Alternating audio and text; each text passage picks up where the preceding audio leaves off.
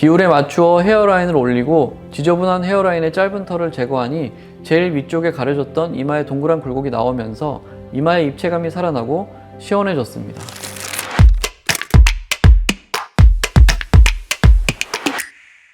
안녕하세요. 피부과 전문의 윤성환 원장입니다.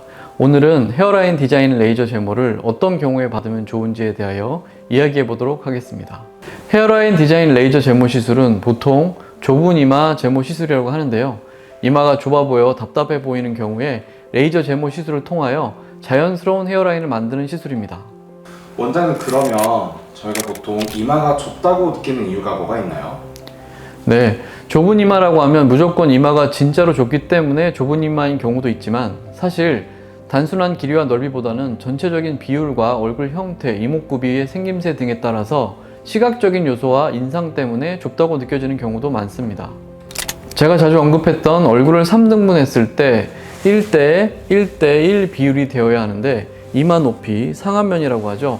이 부분의 비율이 1보다 모자라면 특히 인접한 부위인 코와 비교 시에 코보다 짧거나 짧게 느껴지는 경우 무의식적으로 좁은 이마라고 느끼기 쉽고요. 눈썹과 모발의 사이가 좁거나 헤어라인의 형태가 울퉁불퉁하거나 잔머리나 앞머리가 많아서 이마가 덮이는 경우에도 면적이 적어 보여 실제 이마의 넓이가 충분하더라도 좁다고 느끼게 될 수 있습니다.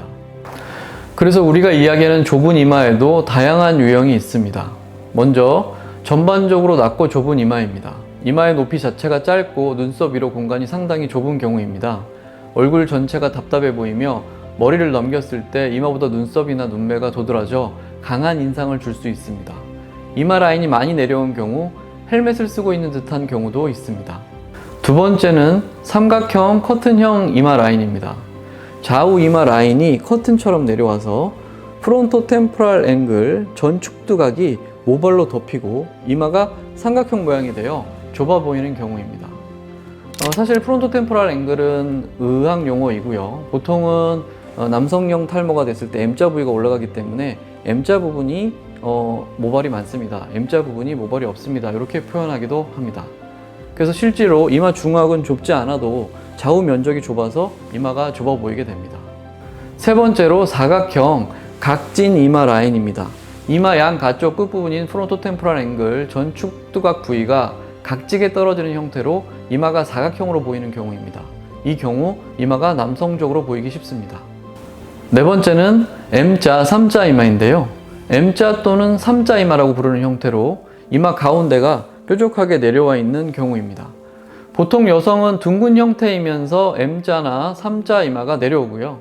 남성은 각진 형태에서 간혹 남성형 탈모로 인해서 프론토 템포럴 앵글 부위가 뒤쪽으로 밀려 있으면서 M자, 3자 이마만 내려오는 형태가 됩니다.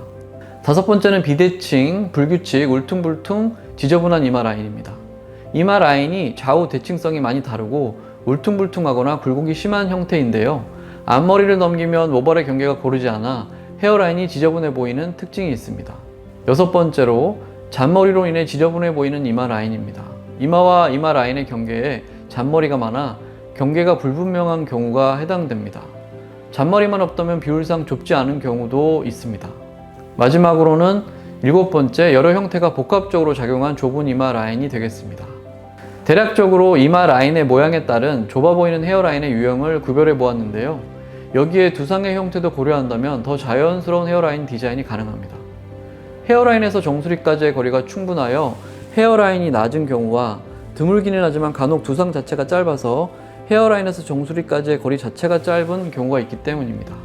1대1로 상안면부와 코의 길이가 비슷해야 전체적으로 자연스럽고 균형감 있는 헤어라인으로 보이는데요. 정수리의 두상 자체가 낮은 경우는 이마를 비율에 맞춰 넓혀버리면 오히려 머리 부분이 얇아져 더 어색해지는 경우가 발생할 수 있습니다.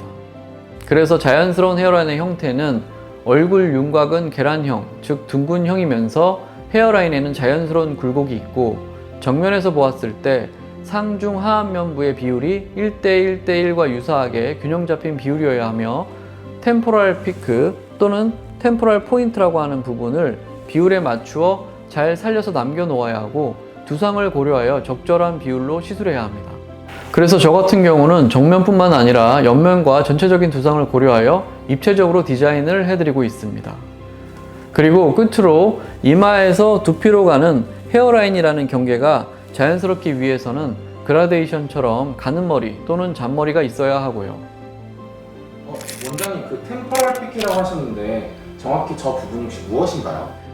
네, 눈썹에서 외측 상방 부위에 있는 헤어라인의 경계 부위를 지칭하는 곳으로 정면에서 이마의 아래 양가쪽에 헤어라인이 시작되는 곳이라고 설명드리고 있습니다.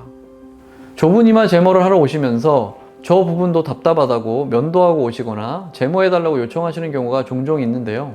하지만 저는 저 부분을 이마와 두피를 구분하는 중요한 경계라고 생각하기 때문에 없애버리게 되면 상당히 어색해진다고 하면서 어릴 때 무협 영화를 좋아해서 즐겨보았던 황비용 머리가 생각나서 이야기해드리면 아 하시면서 이해하시는 편입니다. 그럼 변발처럼 될 수 있다는 말씀이시죠? 맞습니다. 실제 사례를 보시면서 알려드리면 더 좋을 것 같아 대표적인 사례를 가지고 와봤습니다. 첫 번째 사례는 삼각형 이마이면서 헤어라인에 짧으면서 자라지 않아 지저분해 보이는 모발을 정리하기 위해 내원하여 깔끔한 헤어라인을 요청하였던 케이스입니다. 중앙뿐만 아니라 이마의 양가쪽 또한 지저분한 짧은 머리가 아래로 내려와서 이마의 모양을 약간 삼각형으로 보이게 하고 있는데요. 두상까지 양쪽 가쪽이 약간 꺼지는 듯하여 더 그렇게 보이기도 하였습니다. 비율에 맞추어 헤어라인을 올리고 지저분한 헤어라인의 짧은 털을 제거하니 제일 위쪽에 가려졌던 이마의 동그란 굴곡이 나오면서 이마의 입체감이 살아나고 시원해졌습니다. 두 번째 사례는 이마의 중앙 부분이 울퉁불퉁하면서도 일직선인 듯하여 사각형으로 보이는 이마의 개선을 요청하였던 케이스입니다. 이 사례는 잘 보시면 M자 부분이 많이 비어 보이는데요. 시술 전 사진에서는 헤어밴드에 의해 짧은 잔털들이 딸려 올라갔다면 시술 후 사진에서는 중앙 부위가 개선되어 올라가면서 헤어밴드도 같이 올라가자 M자 부위의 짧은 털을 잡아주지 못하여 오히려 조금 더 M자 부위를 가려주게 되었고 자연스럽게 보이게 되었던 것입니다. 그리고 이마 중앙 윗부분이 상대적으로 더 광이 나는 것을 볼 수 있는데요. 이마뼈의 모양이 볼록하니 예뻤음에도 제일 윗부분이 가려져 있다 보니 굴곡과 입체감이 나타나지 않았던 것이 헤어라인 제모를 통해 드러나면서 이마도 동그래 보이면서 얼굴 전체적으로도 입체감이 살아나는 효과를 보였던 사례입니다. 세 번째 사례는 비대칭적인 3자 헤어라인 케이스입니다. 무언가 강하고 날카로워 보여 이 느낌을 조금 완화시킬 수 있는지 문의를 주셨습니다.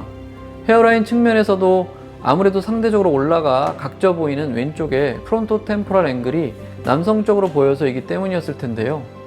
이마의 중앙 부분이 1대1대1 비율에 맞추어 올려도 무리가 없는 상태이기 때문에 비율에 맞추어서 디자인해 드렸고요. 헤어라인을 자연스럽게 형성하여 시술하였습니다. 시술 전과 6차 시술 전 사진을 비교해 보면 헤어라인의 대칭성이 개선되고 뾰족해 보이는 중앙의 3자가 부드럽게 동그란 형태로 자리를 잡았고 마찬가지로 이마 위쪽 굴곡이 개방되면서 입체감이 살아난 사례입니다. 네 번째 사례는 울퉁불퉁하면서 헤어라인 및 이마에도 잔털이 많아 지저분해 보이는 케이스입니다. 왠지 좁아 보이고 지저분해 보이는 상안면 부위를 개선이 가능한지 궁금해서 내원하셨다가 시술하셨던 분인데요. 잘 보시면 시술 전에 비율상으로는 그렇게 좁은 편이 아니신데도 아마도 같은 나이대에 잔털이 많지 않은 주변 분들과 비교하시면 상대적으로 좁아 보이는 경우였습니다. 그래서 비율이 1대1에 근접하면서 살짝 시원하게 디자인해드렸고요. 거울을 보여드리고 동의하에 시술하여 만족하셨던 케이스입니다. 이마뼈 모양이 동그라니 예뻤고 가장 다행인 것은 60대 초반이신데도 흰머리가 적어서 제모 시술이 가능해서 좋은 결과를 드릴 수 있었습니다. 원장님 보통 왁싱이나 눈썹 칼로 좀 다듬는 경우가 많은데 그런 것들이랑 비교할 때 좀 어떤 장점이 있을까요? 현재의 헤어라인에 만족하지 못하고 넓히거나 다듬으면 더 예쁘고 좋을 것 같을 때 가장 먼저 해보시는 방법이 눈썹 칼이나 면도기로 다듬기입니다. 그 다음에는 뽑아보기이고요. 조금 더 적극적인 방법을 찾으실 때는 왁싱샵을 찾는 경우도 많습니다. 먼저 이러한 방법들은 반영구적이지 않습니다. 머리가 모발 주기에 따라 다시 나기 때문인데요. 가끔 필요할 때 하시는 선에서는 문제가 전혀 없겠지만 같은 형태를, 좋은 형태를 지속하기 위해서는 반복적으로 시술을 해야만 합니다. 그리고 디자인이 숙달되기 전에는 들쭉날쭉할 수가 있습니다. 전문가가 시술하는 왁싱의 경우에도 매번 디자인이 다를 수 있는데요. 필요할 때만 하는 경우라면 괜찮겠지만 지속성을 원하시는 경우라면 고려해 봐야 할 부분입니다. 세 번째로 눈썹 칼, 면도기, 뽑기, 왁싱 모두 피부에 자극을 주어 뾰루지, 트러블이 발생하거나 장기적으로 흉터나 잉그로운 헤어 등의 문제가 발생하기도 합니다. 네 번째로 셀프 케어가 적절하지 못하면 반복해서 시술하는 면도 부위나 왁싱 부위에 피부 결이 변하거나 착색이 발생하기도 합니다. 다음으로 왁싱의 경우에는 장기적으로 본다면 반영구적인 레이저 제모에 비하여 가성비가 떨어질 수도 있습니다. 그래서 반영구적이고 안전하고 시술 후 셀프 케어가 번거롭지 않은 헤어라인 레이저 제모 시술이 더 좋다고 생각해서 제가 하고 있는 거고요. 더 자연스러운 디자인과 그 다음에 더 안전한 시술을 드릴 수 있도록 노력하고 있습니다. 오늘은 헤어라인 디자인 레이저 제모, 좁은 이마 레이저 제모를 받아보면 좋은 사례에 대하여 이야기해 보았습니다. 답답한 헤어라인으로 고민하시는 분에게 도움이 되셨다면 좋겠습니다. 오늘 내용이 도움이 되셨다면 좋아요, 구독, 알림 설정 부탁드립니다. 감사합니다. 피부과 전문의 윤성환 원장이었습니다.